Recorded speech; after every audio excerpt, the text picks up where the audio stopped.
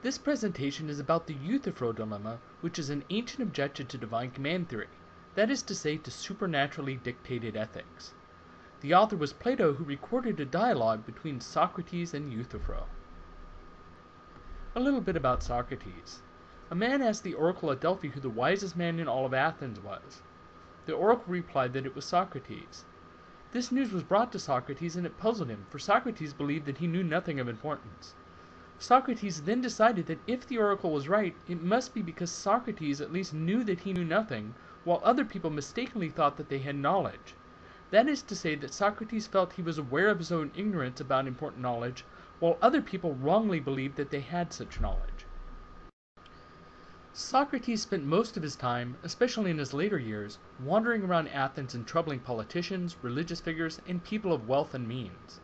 Whenever these people claimed to know something of importance, such as the nature of justice, or morality, or truth, or beauty, Socrates would come along and ask apparently innocent questions. These questions would usually end up embarrassing the important figure by revealing that person's ignorance. To make matters worse, a large group of students invariably followed Socrates around, adding to the embarrassment of these important figures. The result of Socrates' questioning was usually the great embarrassment of the person claiming knowledge.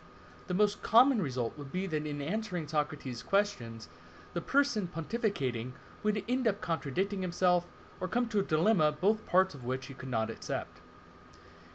It was a result of the powerful people that Socrates embarrassed in this way that he was charged with corrupting the youth, worshipping false gods, and other generally trumped-up charges.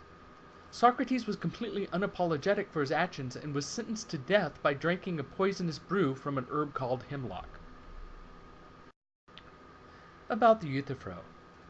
This play is a recorded dialogue set at a time Socrates had already been accused of the crimes mentioned before.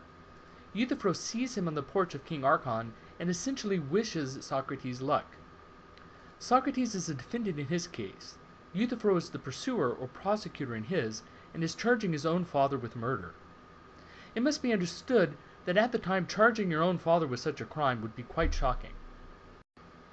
When Euthyphro says that he is pursuing his father, Socrates comments that he must be a very wise man to be so sure of what is just and unjust to take such an action.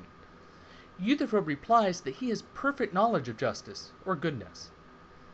Socrates then asks him to please share his knowledge, so that when Socrates appears in front of the jury, he could say that even if he made a mistake before, he now knows better, because he has become a student of Euthyphro and now knows what justice is. Socrates was often very complimentary in this way on the surface, but there is a clear edge of sarcasm underneath. Euthyphro's concept of justice. Euthyphro was a very religious man and a theologian. He says that what is just is what is pious. When Socrates asks how one knows what the pious is, Euthyphro has a straightforward answer.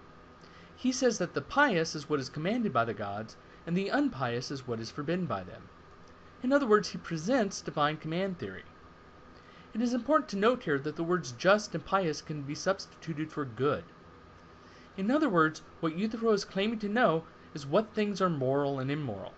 The moral is commanded by the gods, the immoral is forbidden by them. So Euthyphro's claim is just the following.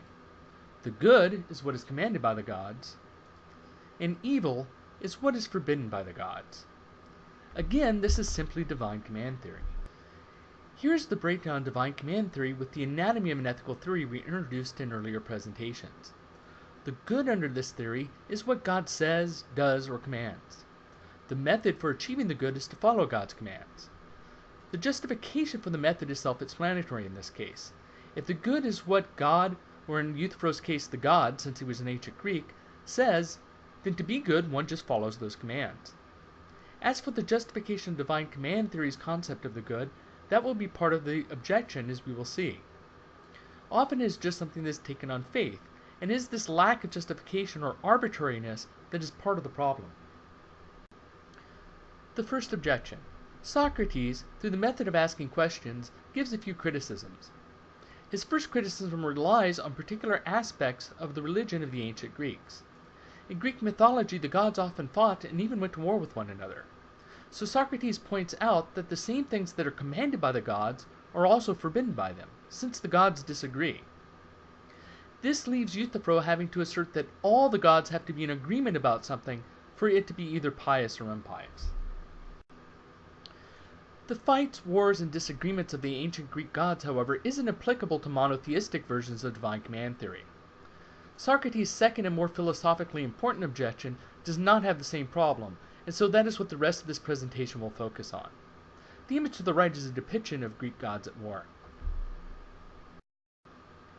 The second and most important objection begins when Socrates asks, and this is paraphrased, is something good because the gods command it, or do the gods command something because it really is good? At first, Euthyphro doesn't understand the difference between these two possibilities. Again, they are, is a thing good because the gods command it, or do the gods command a thing because it already is good? Note this is a dilemma. Socrates is giving two possibilities that Euthyphro must choose from. The prevalent view among philosophers has been that this is a true dilemma, that these are the only two possibilities given Euthyphro's claim. There have been some, however, who claim otherwise. Understanding this objection. Suppose that it is said that a thing is good because God commands it. This answer indicates that God saying, commanding, or doing something is what makes it good. On this view, God is the good maker. The sole determiner of whether or not something is good is whether or not God says, commands, or does it. On the other hand, suppose that instead God commands a thing because it is good. This possibility suggests that God is a reporter of what is good.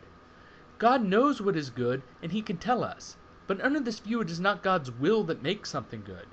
Whether something is moral or immoral is dependent upon some external standard to God.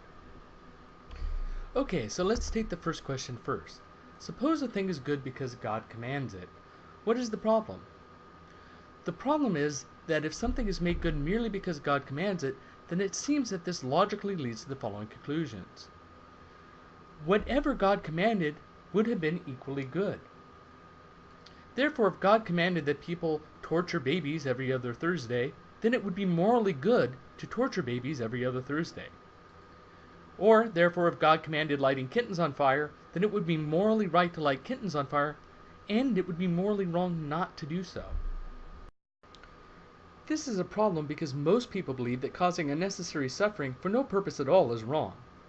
But if torturing children and lighting kittens on fire would be morally wrong even if God commanded it, then that means that morality cannot be entirely determined by what God commands, does, says, or wills.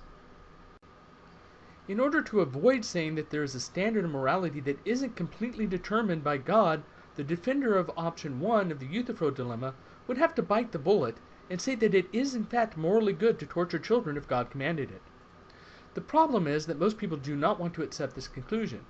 People tend to believe that cruelty for no reason is wrong no matter what. Here's a defense that is often given that doesn't actually work. This common response is to say that God would never order torturing babies because it would be against God's nature to do something so terrible.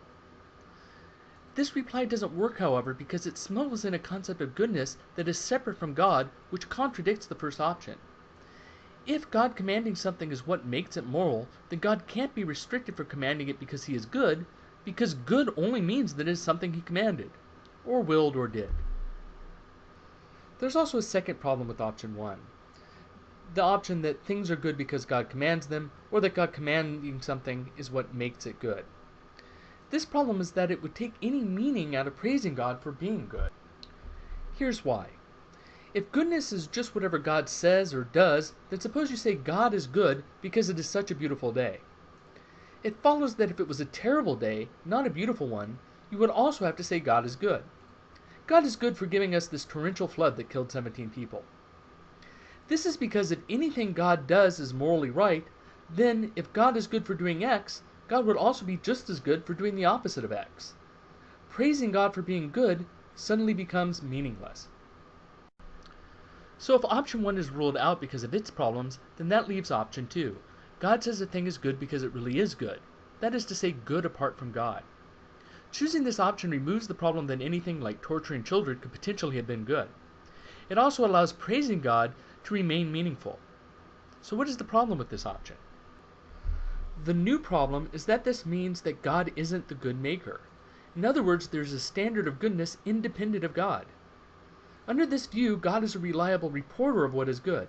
God can tell you perfectly accurately what is good and what is not, but God saying so isn't what makes the thing good. Defenders of divine command theory such as Euthyphro do not like this answer either. Suppose that God says a thing is good because it is good. This means that ethics is independent of a supernatural God. It means that a person can live a moral life without believing in God simply by following the external standard of goodness. And if that is possible, then it means that God is not necessary for ethics or for living ethically. To summarize, Socrates gives the Euthyphro dilemma. Either something is good because God says so, or God says something is good because it is good. Socrates thinks that most everybody would object to the implications of the first possibility because it would mean accepting that baby torture for no reason could be good. But if possibility 1 is rejected, that leaves only possibility 2, and under possibility 2, God is not necessary for morality at all, and his commandments are not goodness makers. They are at most reporters on goodness, and this isn't divine command theory. And that is the end of this presentation. The key here is to understand the subtle distinction between the two questions Socrates asks, and how each possible answer leads divine command theorists to a conclusion they wish to reject.